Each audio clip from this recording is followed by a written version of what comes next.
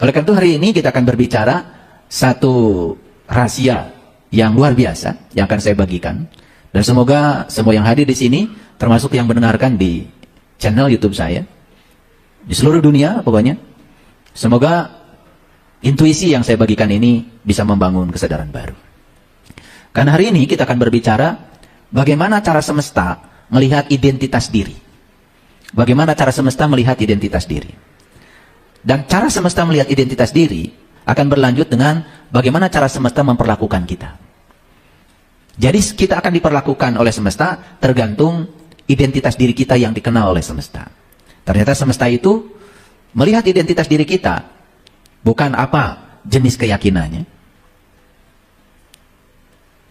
bukan siapa namanya, bukan asalnya dari mana, bukan keturunan siapa, tapi semesta melihat identitas diri kita berdasarkan energi, frekuensi, dan vibrasi yang kita miliki. Nah, kira-kira itu kajian kita hari ini. Oleh karena itu, mari kita puji Allah bersama-sama membaca hamdalah. Alhamdulillahirrabbilalamin. Mari kita awali kajian ini bersama-sama memohon ridho dan berkah Allah. Semoga Allah meridhoi, memberkahi, sekaligus membuka pikiran kita seluas-luasnya. Karena pikiran yang terbuka pasti akan menyelamatkan. Oleh karena itu, jangan sampai pikiran kita tertutup. Karena pikiran yang tertutup itulah sumber penderitaan. Pikiran yang tertutup itulah sumber segala kehinaan yang akan kita rasakan dalam kehidupan ini. Oleh karenanya, mari kita sapa asma Allah dengan kelembutan dan cinta. Ya Allah, bukakanlah pintu pikiranku agar ilmu yang hendak Engkau sampaikan kepadaku hari ini membuka semua ketertutupan batinku, membuka ketidakjujuranku, memporak-porandakan semua kebodohanku, kesombonganku, keakuanku. Mari kita sapa asmanya dengan membaca basmalah. Bismillahirrahmanirrahim. Saya akan mengawali kajian ini dengan menyampaikan satu pernyataan penting yang ini sering diulang-ulang oleh saya. Ini pernyataan ini disampaikan oleh seorang fisikawan yang sangat jenius. Namanya Nikola Tesla. Dan Tesla itu diabadikan di fisika menjadi satuan untuk medan magnet. Jadi kalau kita punya medan magnet, kekuatan medan magnet itu dinyatakan dalam Tesla. Ada juga ya temannya Tesla, namanya Gauss. Nah itu ada juga satuan medan magnet dalam Gauss. Tetapi saya tidak akan berbicara itu. Apa yang disampaikan Nikola Tesla? Beliau mengatakan satu pernyataan yang sangat penting. Jika kau ingin menemukan rahasia di balik semesta, berpikirlah dalam terminologi energi, frekuensi, dan vibrasi. Jadi kalau kita ingin tahu rahasia semesta, kita harus punya sudut pandang terhadap semesta itu dari sudut pandang energi, frekuensi, vibrasi. Saya jelaskan satu-satu ya, supaya orang awam juga bisa mengerti. Apa sih energi? Energi itu kemampuan untuk melakukan usaha. Karena kita punya energi, maka kita bisa beraktivitas. Sumber energi banyak. Yang pertama, sumber energi terdapat di makanan. Karena makanan yang kita santap, awalnya itu berwujud materi. Nasi materi, jagung materi, kedelai materi. Ya toh? Semua yang disantap oleh kita itu wujudnya adalah materi. Kemudian dikunyah oleh mulut kita, dilumatkan di lambung kita, dan ternyata setelah itu tubuh kita menjadi berenergi. Jadi artinya ketika materi dilumatkan, maka materi akan menghasilkan energi. Bapak Ibu datang ke sini pasti ada yang pakai sepeda motor, ada yang pakai mobil, pasti beli bensin toh. Bensin itu wujud utamanya materi. Tapi ketika dibakar di ruang bakar, ternyata energi yang dibakar bisa memutarkan roda ban kita, bisa memutarkan roda sepeda motor kita. Cuman kita kadang-kadang tidak berpikir sejauh itu. Pokoknya kalau sudah beli bensin, yang penting mobil jalan. Tapi mekanisme dari bensin bisa sampai memutarkan ban itu nggak pernah dipikirkan gimana caranya. Makanya kalau orang lain itu kan mencipta, ya, menciptakan di mobil itu ada yang namanya piston, bahasa sederhananya seher ya, ada ring seher, ada ruang bakar, ya, ada karburator kan gitu. Sehingga bensin ini dioplos dengan udara, masuk ke ruang bakar, dikompresi. Setelah dikompresi tekanan tinggi dibakar. Ada api busi di bensin di mobil itu, ya toh? Ada businya itu. Busi itu adalah suatu elektroda yang bisa menimbulkan loncatan bunga api listrik. Sehingga ketika sudah dikompresi, terjadi loncatan bunga api listrik, terjadi ledakan yang hebat. Sehingga pistonnya itu melakukan usaha. Jadi sebetulnya orang itu mencipta, ya, mencipta sesuatu, mengikuti cara Allah mencipta. Jadi tidak ada ciptaan yang ada di sekitar kita itu tidak mencontoh Allah. Semua itu mengkopi Allah. Ayo, laptop mengcopy cara bekerja otak. Mobil mengcopy cara bekerja tubuh kita. Semua ciptaan di sini itu sebetulnya adalah mengcopy. Ide awalnya itu tetap dari bagaimana cara Allah mencipta. Makanya Allah disebut Maha Pencipta. Cuman kita kadang-kadang tidak mau belajar. Sehingga melihat sesuatu itu ya lewat begitu saja. Tidak ada pertanyaan mengapa itu terjadi. Oleh karena itu, maka energi adalah kemampuan untuk melakukan usaha. Perlu energi? Nah, energi itu terdapat pada makanan dan minuman. Tetapi energi juga terdapat di sini nih, di ruang kosong ini. Orang boleh tidak makan 3 hari, masih hidup. Orang boleh tidak minum 3 hari, masih hidup. Tapi orang tidak mungkin tidak bernapas 3 hari. Dan kita lupa bahwa sebetulnya mekanisme bernafas itu sebetulnya menarik energi yang tanpa batas dari ruang ini. Dan ruang kosong ini meliputi seluruh semesta. Dan ternyata semesta yang tanpa batas itu, ya, jumlah ruang kosongnya itu 99,99%. Lebih banyak ruang kosongnya daripada isinya. Dan kita semua bergerak di ruang kosong. Bumi bergerak di ruang kosong, matahari bergerak di ruang kosong, mobil bergerak di ruang kosong, betul? Pesawat bergerak di ruang kosong. Dan semua makhluk hidup dari ruang kosong. Makanya kalau sahabat-sahabat kita di Bali menyebut ruang kosong ini adalah kecerdasan semesta tanpa batas. Kenapa? Coba, kita naruh bunga di pot, kan di ruang kosong. Sudah, setelah ditaruh bunganya, kita cuma nyiram aja, bunganya tumbuh. Lama-kelamaan menghasilkan bunga yang sangat indah. Bagaimana ruang kosong ini mengkreasi sehingga timbul bunga yang indah? Bagaimana ruang kosong ini memadukan tanah, air, api, udara, dan sinar matahari sehingga membentuk bunga-bunga yang bagus? Pernah nggak berpikir seperti itu? Jarang. Karena kita ini kadang-kadang hanya melewatkan sesuatu begitu saja. Semuanya lewat begitu saja. Semua peristiwa lewat begitu saja. Pesan-pesannya tidak pernah kita tangkap. Itu energi ya. Sederhananya apa? Kemampuan untuk melakukan usaha. Nah, apa itu frekuensi? Frekuensi itu banyaknya kejadian persatuan waktu. Sederhana ya. Frekuensi kelahiran. Kan banyaknya orang lahir dalam 1 hari misalnya. Bisa dalam 1 minggu. Waktunya bisa terserah kita. Bisa dalam 1 tahun. Banyak orang meninggal dalam 1 hari. Itu frekuensi. Banyaknya mobil yang lewat di depan masjid ini. Itu frekuensi. Nah, frekuensi itu bisa besar, bisa kecil. Frekuensi besar berarti banyaknya kejadian persatuan waktu banyak. Frekuensi kecil, banyaknya kejadian persatuan waktu sedikit. Gitu. Nah, terus apa vibrasi? Vibrasi itu getaran.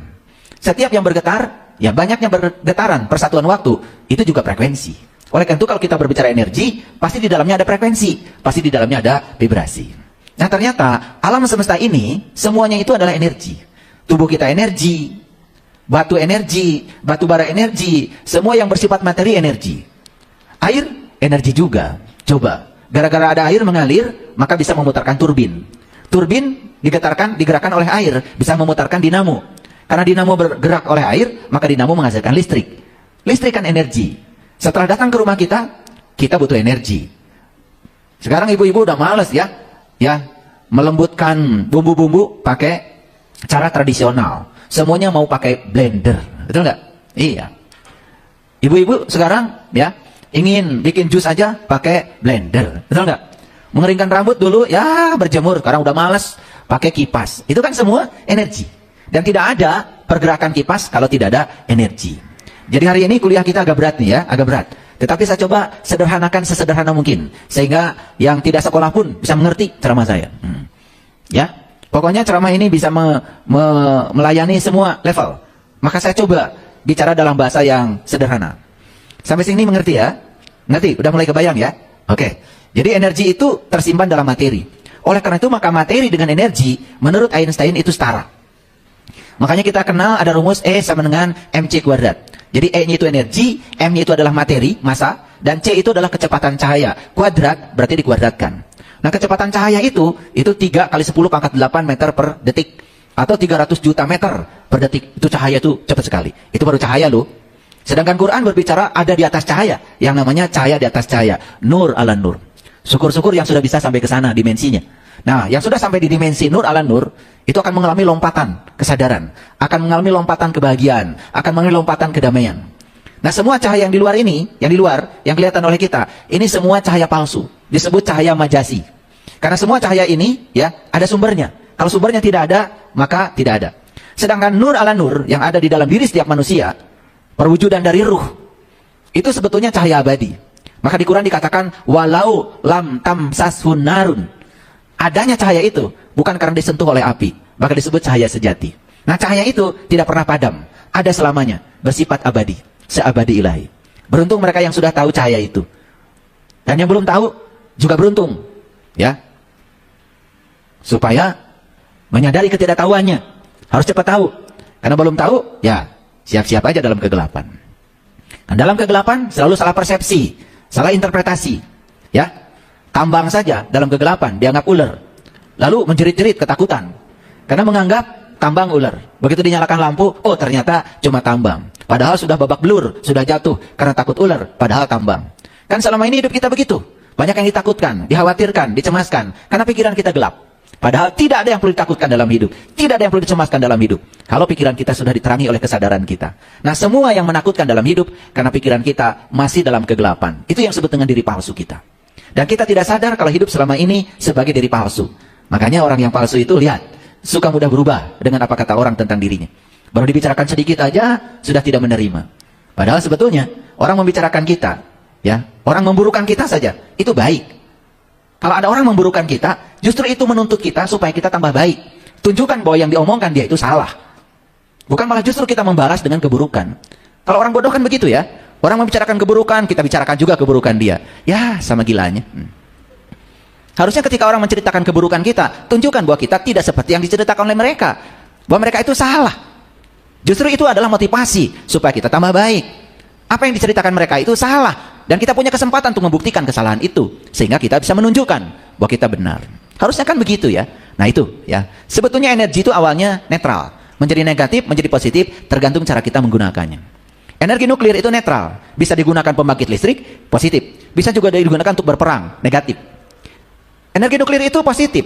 Bisa digunakan untuk kedamaian, tapi bisa juga digunakan untuk menakut-nakutin orang. Tergantung cara menggunakannya. Bagaimana cara orang menggunakan energi? Pertama, sumbernya adalah di sini. Maka kita akan gali ya hari ini. Semoga setelah ini, kalau tidak ngerti, nggak apa-apa. Rekamannya nanti bisa didengar berulang-ulang. Karena kadang-kadang ya kita ini sulit mengerti, ya, gampang lupa, ya, sulit ingat kan itu masalah kita, ya. Makanya ya kita juga tidak pernah sadar, ya. Kenapa ya? Baru aja naruh kunci kita lupa kunci di mana. Tapi pernah nggak ada yang menyadari bahwa kelupaan yang dialami oleh kita itu sebenarnya berasal dari kekotoran jiwa. Jadi kalau kita gampang lupa, sebetulnya masalah besar kita itu karena jiwa kita kotor. Cuman kita tidak menghubungkan itu. Tidak menyadari itu, tidak mau jujur. Padahal sudah diriset bahwa sebetulnya, ya, pakai pikiran kita, karena kita punya pikiran, belum diterangi kesadaran. Nah, karena kesadaran belum mengendalikan pikiran, jadi pikiran itu yang mengendalikan kesadaran. Itu yang membuat seseorang, ya, cepat lupa. Tapi susah ingat. Oke, baik, sampai sini mengerti ya? Jadi massa itu, materi itu setara dengan energi. Buktinya, kita kalau perlu energi, pasti yang dihadirkan adalah massa. Kalau begitu tubuh kita energi nggak? Energi. Coba, suhu tubuh kita berbeda, ternyata tubuh kita meradiasikan energi yang berbeda. Kita turun dari pesawat, kemudian melewati lorong untuk masuk ke tempat bagasi. Biasanya di situ ada kamera. Dan kamera itu bukan hanya mendeteksi wajah kita, tetapi kamera bisa mendeteksi berapa suhu badan kita. Nah, kenapa dia bisa mendeteksi? Karena tubuh kita itu meradiasikan energi. Nah, ternyata energi yang diradiasikan, frekuensinya, vibrasinya, tergantung pada berapa suhu badan kita. Yang suhunya rendah, dideteksi oleh kamera, oh ini suhunya sekian. Tapi yang suhunya tinggi, bisa dideteksi oleh kamera, bisa tertangkap oleh sensor, oh ini suhunya sekian.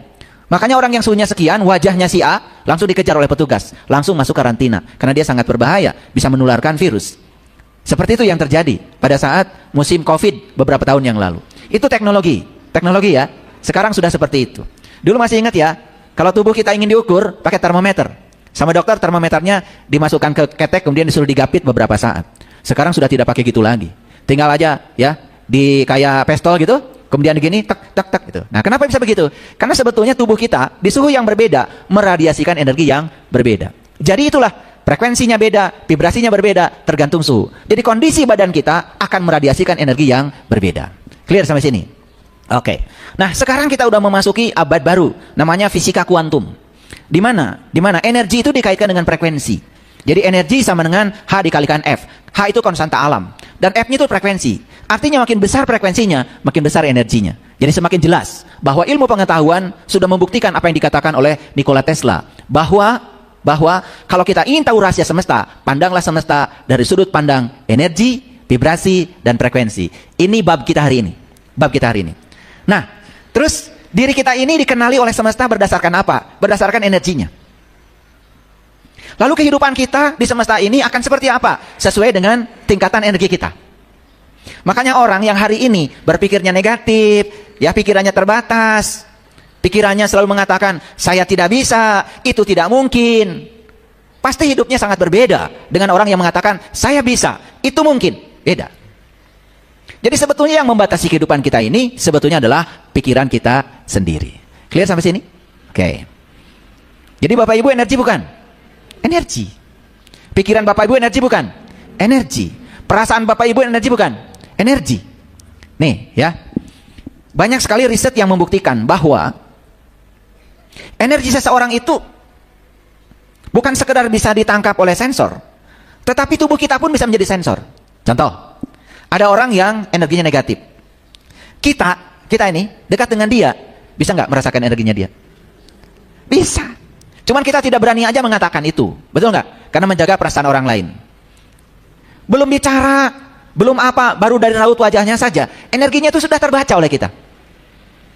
Ini bukan ilmu perdukunan, ini fisika. Ini bukan ilmu nujum, karena saya tidak mengajarkan itu. Ini fisika, ini fisika. Makanya orang yang semakin orang itu bersih, semakin bersih jiwanya, semakin bersih pikirannya, biasanya semakin peka. Nah, kepekaan itu bisa mendeteksi. Dan itu sebenarnya karunia yang sangat luar biasa dari semesta. Kalau saya menyebut semesta, yang dimaksud oleh saya adalah alam semesta dengan segala isinya, termasuk pengendali di belakangnya. Jadi kalau saya bilang semesta ya, kita janji ya, ini alam dengan segala isinya yang tanpa batas ini, dengan pengendali yang ada di belakangnya. Ya, karena semesta ini tidak mungkin, alam semesta ini tidak mungkin berjalan kalau tanpa ada pengendalinya. Ternyata tubuh kita pun tersusun oleh atom. Nah, atom itu sama dengan alam semesta. Atom itu ternyata materinya cuma sedikit, ruang kosongnya lebih banyak. Atom yang membentuk tubuh kita, ruang kosongnya 99,99%. Jadi sebetulnya tubuh kita itu dibangun oleh energi. Cuman kita banyak yang tidak menyadari. Oke. Satu contoh sederhana. Satu contoh sederhana. Bapak Ibu suka berdoa? Suka berdoa? Suka. Kalau berdoa itu gimana? Meminta? Meminta. Kalau meminta, perhatikan saya, hati-hati nih, jangan sampai salah kaprah. Kalau kita meminta, ada kata-kata bijak, siapapun orang yang masih meminta, itu pertanda dia belum merasa diberi. Ulangi ya. Ketika seseorang meminta, berarti energi dia berada pada kondisi memiliki atau tidak memiliki? Tidak memiliki. Kalau saat dia meminta, kondisi dia itu berarti sedang merasa tidak memiliki. Kalau dia sedang merasa tidak memiliki, berarti dia sedang berada di frekuensi tidak memiliki, vibrasi tidak memiliki, energi tidak memiliki. Maka yang akan datang, itu pasti yang serupa. Segala potensi yang membuat dia tidak memiliki. Makanya ada loncatan besar ketika berdoa. Berdoa itu sebetulnya melepaskan frekuensi. Berdoa itu melepaskan vibrasi.